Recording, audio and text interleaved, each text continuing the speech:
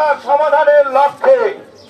কিন্তু এই শিল্প সম্পর্কিত দপ্তরের যারা রয়েছে তারা কি পেয়েছেন, তারা কিসের নেশায় এই শ্রমিকদের সেই অধিকার ফিরিয়ে দেয় নাই?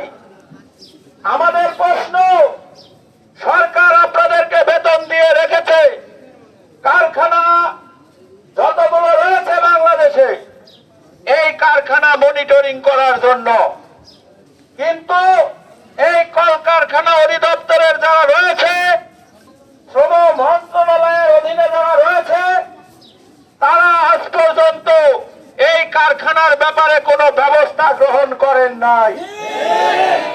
আজকে গত 5 বছর যাবৎ এই আইন না মানার প্রবণতা চলার কারণে এই কারখানার মালিক দাম্ভিকতার সাথে এই শ্রমিকদেরকে বেআইনি কর্মকাণ্ড করতেছে।